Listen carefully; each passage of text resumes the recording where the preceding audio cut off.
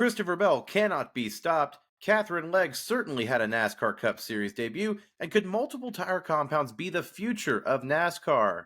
Welcome back into the Breaking Bob channel post Phoenix Cup Series edition spring. We haven't crowned a champion just yet. You haven't slept through that long. But if you're new here, hit that subscribe button. Always talking NASCAR and racing on a daily basis. We had Xfinity post-race thoughts on the channel yesterday, including some ARCA coverage. If you missed that, we're really back with ARCA, I think. But anyway, it's Cup Series Sunday. Let's jump right into it. Christopher Bell is red hot, folks. First driver to win 3 straight races in the NASCAR Cup Series level since Kyle Larson did it twice in 2021. Fox may have thought that was Kevin Harvick. No, but Harvick was the last person to do that in 3 of the first 4 races to open a season back in 2018. Christopher Bell is just red hot right now, like I said, and all thanks to dirt racing in the offseason. It seems like that's a common theme for Christopher Bell and Kyle Larson in their hot streaks, was getting their return to their roots in dirt racing. So yeah, if you're a struggling Cup Series driver out there, Kyle Busch perhaps, get out there and get as much seat time as possible. Clearly, the formula for driver success is the more driving and racing they're in any form of discipline in motorsports, clearly the better. Christopher Bell is better off right now with his dirt racing skills being honed in the offseason. Clearly, he's in mid-season form because of that, and it shows and it translates clearly right now in the NASCAR Cup Series. And before I talk about his win streak further, let's talk about that overtime restart, because all 3 races this weekend at Phoenix had overtime restarts. This one was no different, except for they raced each other clean. Denny Hamlin and Christopher Bell side by side. Joe Gibbs Racing teammates, Kyle Larson right behind him. It felt like Hendrick Motorsports might finally steal one here at Phoenix, but no, Christopher Bell and Denny Hamlin raced each other fairly clean. Bell did squeeze Hamlin coming out of turn 4, didn't let him fully accelerate out of corner exit, and that was all it took for the 20 car to take the win in the second closest finish in Phoenix history. But this is what you want if you're NASCAR. The stars of the sport, Christopher Bell, Kyle Larson, Denny Hamlin, on an overtime restart, battling it out clean there for the win at Phoenix. When this is a preview of the championship race in the fall, although admittedly there'll be more Penske Fords in there, I guarantee it. But regardless, the fact of the matter is, this is exactly what the sport needs to grow, is their stars to show up and compete like this. You had it last week with Christopher Bell and Kyle Busch racing each other clean with respect. This is what the NASCAR Cup Series needs, and Christopher Bell is just so comfortable in his own skin right now and races the right way. It's good for the sport. And I mentioned that win streak for Christopher Bell, 3 in a row next week at Vegas, a track that he is very good at. He has a chance to make it 4 in a row. Do you think about that Kyle Larson race at Pocono a few years ago when he was riding a 3-win race streak? He came in onto the last lap at Pocono, leading in the first race of that doubleheader weekend, and blew a tire before Alex Bowman passed him on the last lap to win that Pocono opener. So if history repeats itself, Christopher Bell will be leading on the last lap next weekend at Vegas, and then he'll blow a tire or a brake rotor, because that seems to be the trend for Joe Gibbs Racing and Toyotas in the desert. And then Ty Gibbs will drive right by en route to a win for his first career win, if anything has to do it.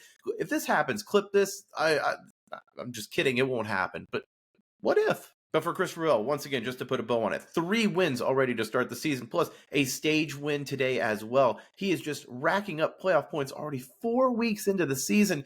It's an early on favorite here. I know there'll be competition that catches up, primarily Kyle Larson looking at you in the Hendrick camp, but this is just something that I think the rest of the field needs to be, oh man, Christopher Bell's already locked in. This is going to be an uphill climb already this season. But let's go back to the main story of it all today, was the tire strategy, the tire compounds. Goodyear brought 2 different tire compounds once again. Their short track, softer option tire compound, and then of course the primary compound that they usually use.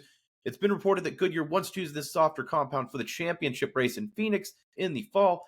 And my goodness, it produced comers and goers. You saw them be able to stretch these laps out. Joey Logano in stage 2 made it last about 20 or 30 laps longer than I think anybody would have believed. And Ryan Preece was the original guy that got it started on in stage 1 when an early caution came out. Preece put on those option tires and flew through the pack, going from the mid-30s all the way into the top 5, just within 50 laps or so in that green flag cycle, gave him track position throughout the race, racked up stage points in stage 1, and it showed the field, okay, this is going to work. But with NASCAR and Goodyear only providing teams with 2 sets of those option tires, you had to really plan out when you use them. And with these so many late cautions in stage 3, it really was a head scratch for these teams on what to do.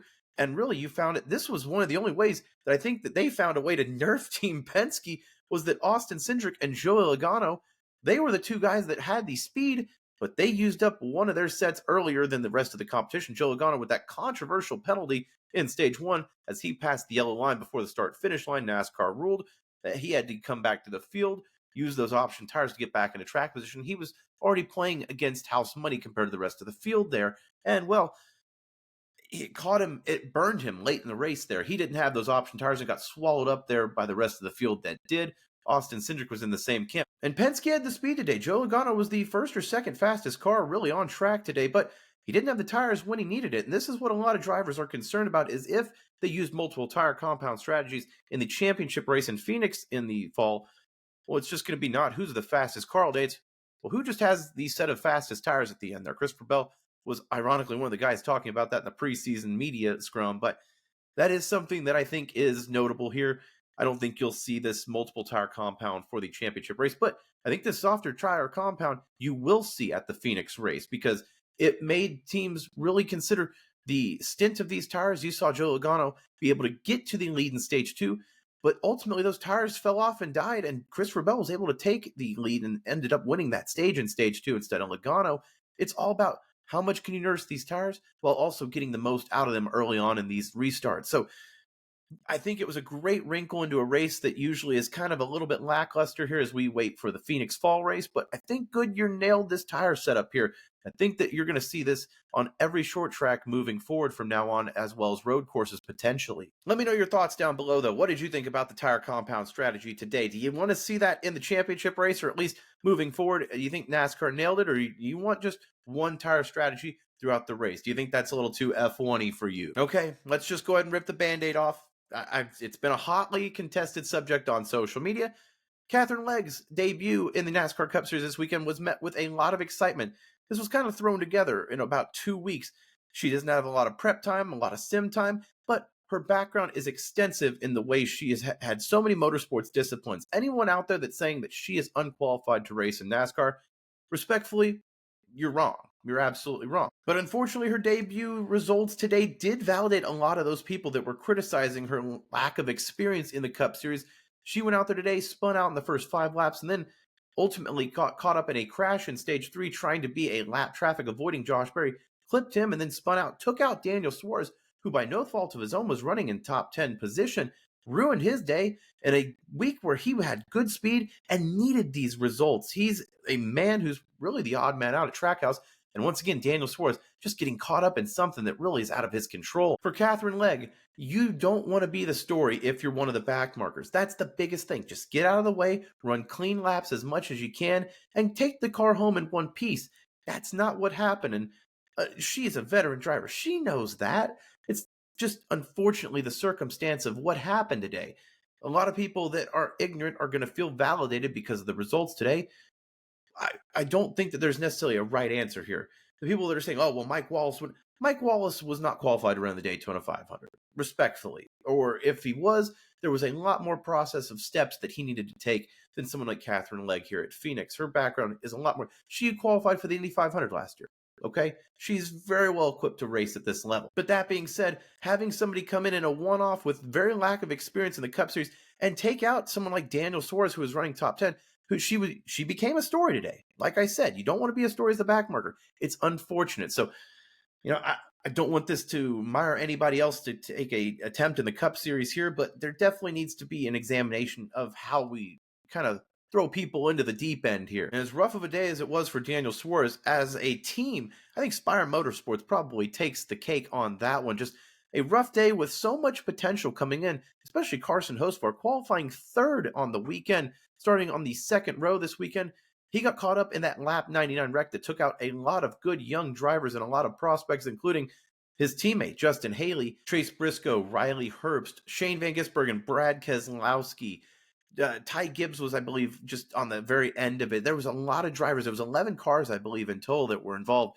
A big impact for Chase Briscoe. Kind of got a little error there. Not Ryan Preece there, but it just sandwiched 4 wide on one of those restarts. And a lot of good young drivers who have potential just taken out, like I said, Hocevar, Haley, Briscoe, Gibbs, Herbst. Well, Gibbs took himself out late in the race, but regardless of that fact, with the way these restarts are at Phoenix, it comes with the territory there. And when you are at the back of the pack on those restarts, you're at the mercy of the field there, something you don't want to be at. And a lot of these guys who had good speed, like Carson Osvar, were just victim of circumstance. Chase Briscoe really didn't qualify well. He had good long run practice speed. I think they said he was top 5 in 30 lap average speed. But when you don't translate that in qualifying, you're at the back of the pack.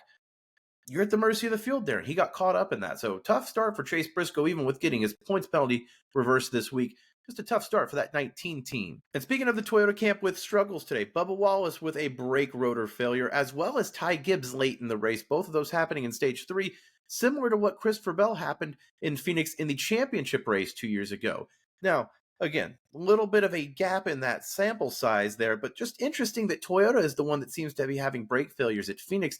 If this is something that could you see potentially rear its ugly head in the fall race, if somebody like a Tyler Reddick, a Denny Hamlin is in the championship for a Christopher Bell, this is something to watch here because it seems like it's only Toyota, even though Ryan Blaney did have an engine failure today as well. And just going back to Ryan Blaney with that engine failure, even though all 3 Penske Fords had speed today, we found a way to nerf him, although everyone that's, singing and dancing in the street, the Penske reign at Phoenix is over.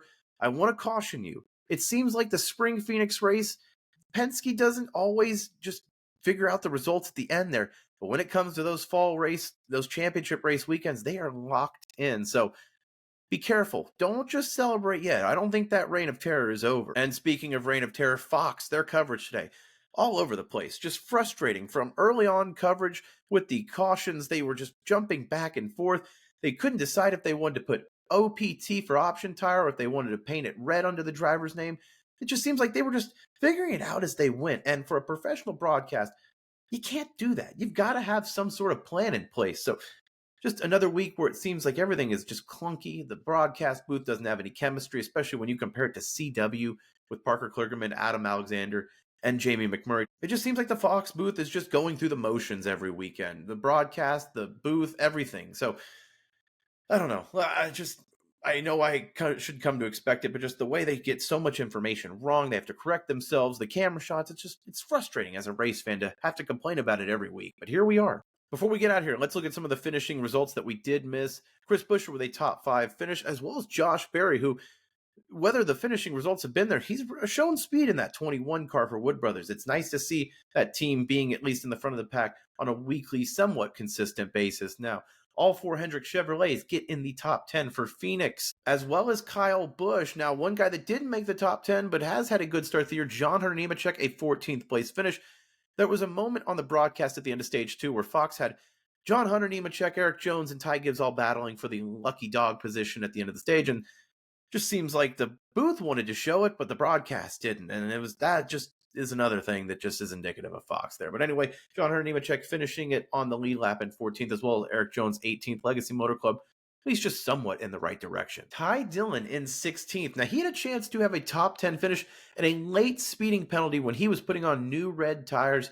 Just really put him behind the 8 ball there. But a good result nonetheless for the colleague number 10 there. Just, a moment there where you put yourself in a position that you're not usually in and you make a mistake. That's just the razor thin margins that show a difference between, a 7th and 8th place finish and a 16th in the Cup Series. But overall, thought it was a decent race as far as short track and the next gen is considered. Thought the new wrinkle that was the tire compound strategy added in really made this race a little bit more refreshing than the typical spring Phoenix race. But let me know your thoughts down below, what you thought about today's race. As always, if you like what you saw here, like this video at Breaking Bob, subscribe to the channel. Always talking NASCAR on a weekly basis. We got content coming out as soon as the news drops. I promise you, I'll have y'all for everything that drops here at the Breaking Bob channel covered in the NASCAR world. Make sure to stay tuned. Thank you for watching. I'll see you next time.